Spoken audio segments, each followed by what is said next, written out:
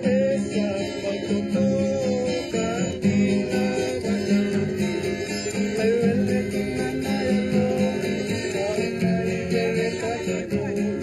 nation of Fiji sits in the warmth of the tropics in the South Pacific. Its islands are home to a little under 1 million people, and it has a reputation as a holiday paradise, a place to escape to.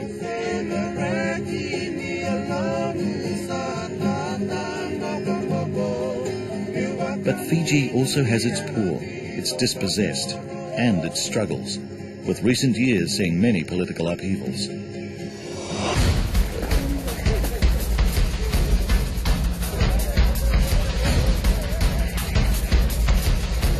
In May 2000, George Spate, a tough-talking Fijian businessman, engineered an armed coup and took the Prime Minister and members of Parliament hostage. Order was eventually restored, but later that same year there was another crisis, this time involving elite troops at Fiji's main army barracks. In November 2000, I went to work that day. We drew some weapons. We were instructed to do an exercise. To my surprise, we ended up in some shooting. I had shooting was going on. My mate got shot. I came and I grabbed him and I took him back to the main gate, called for the ambulance. Since the shooting started, then I came to know that this is not an exercise. That was when I knew that there's something wrong.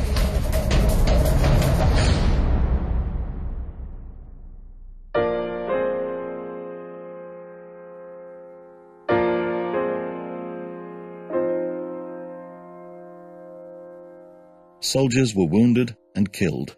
And when the gunfire was finished, 42 members of that elite unit were arrested. As the result of what happened on that day, I was charged by the military officers. My charge was mutiny. I served 5 years, 6 months imprisonment. When I was sent to prison, I was very sad. My mind was not resting, and I felt that I have betrayed my family and my children. Many of these men saw their marriages fall apart whilst they were in jail. It was hard for me. It's really hard. By the time I went to prison, I never say goodbye, something like that. And I was not allowed any visit at all.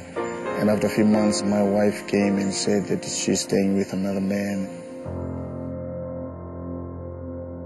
Prison Fellowship Fiji volunteers knew it would be a real challenge to give fresh hope to these men, but they started to see some amazing turnarounds.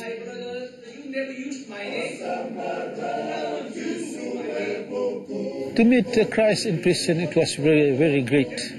It was one of the things that I couldn't express it in my heart, because there I came to know what is faith, and what is to believe in Jesus, and what is to believe in the Word of God. Prison Fellowship Fiji have seen great reconciliations both inside and beyond the walls of Fiji's jails, and not just amongst the soldiers.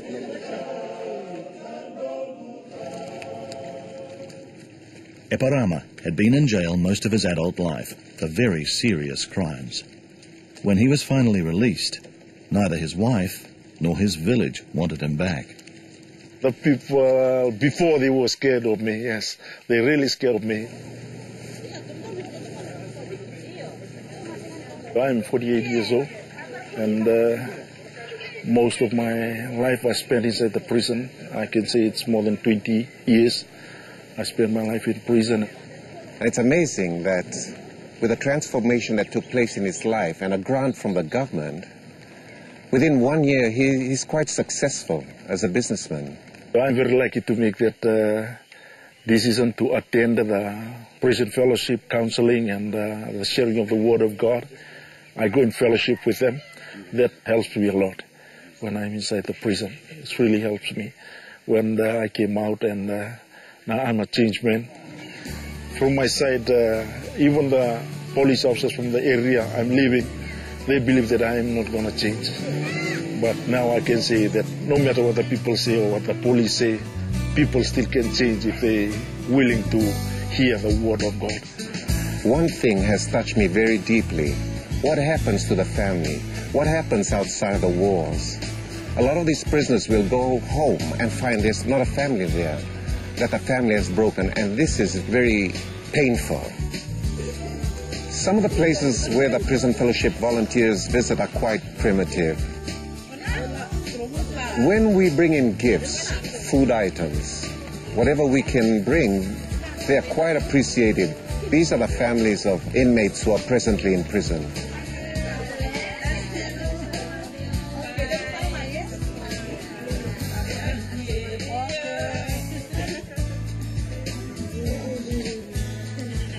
John and his family are a classic example of a prisoner's family. While John was inside, we were helping his family, and even when he's out, we continue, and we'd like to continue doing that until they are stable and well supported. That is one thing I'm very, very grateful of, especially to the donors, those who have been donating and assisting the Prison Fellowship in Fiji to keep my children in school and my family. I came to see that there is a Lord, there is a God. When Bill came out of jail, a small grant from the government got him started in his own business. But he had a far greater challenge. How would he put things right with his wife?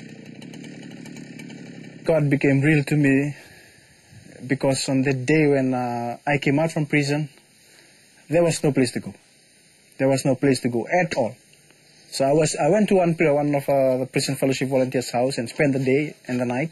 On the day he came out of prison, he found out that his wife had gone to live with another man. His own relations didn't want him back. The relations of the wife didn't want him back. So he was left high and dry. But with the knowledge of the Lord that he had acquired, it enabled him to go through that. My family didn't even want this one to come back, want Bill to come back to our place because of what he did and because he went to prison. Through the Prison Fellowship, Uncle Jack and Eddie Volau came together with this one, and we had a talk at home and we reconciled. I'm really happy because Bill is a changed man now before he went to prison. When I came out from prison, I have nothing at all. But I'm so thankful that God restored my wife back to me and my house, and my God is so good to me.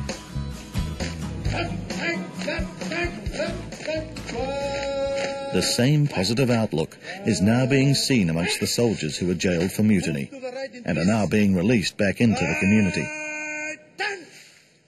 And it is the redeeming power of Christ that has saved these men from lives that could have been ruled by frustration and anger.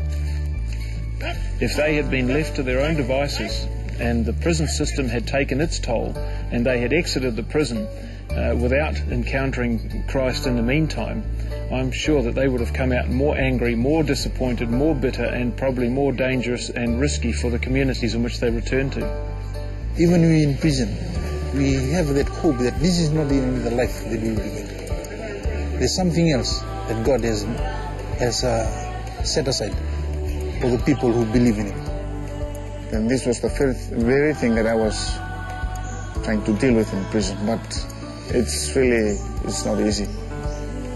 When the time I came out, I saw those guys and I just prayed to the Lord to help me to forgive. But this time when I met them in town, when I see that man stay with my wife, it's just nothing to me. Every wounded are healed. I came out with open arms. I forgive them, Lord. I forgive them, Lord. Because I know that if I don't forgive, the Lord won't forgive me. So I was really praying, Lord, forgive them, bless their families. What's happening inside Fiji's prisons, especially amongst the soldiers, points the way to the type of reconciliation that is vital in a nation that regularly finds itself thrown into political and social turmoil. In recent times, there has been more major civil unrest and many wounds have been reopened. But Prison Fellowship Fiji believes these soldiers who came to know Christ in jail will play an important part in the healing of this nation. the healing really needs to start from where the wound began, and that's with the army and with these soldiers. They were close, they were brothers. It was unimaginable, but it happened. But we believe that these men will play a great role. Now I see unbelievable freedom, and it reflects in their lives, and it amazes me that they've come out of a very dark tunnel. They've made it.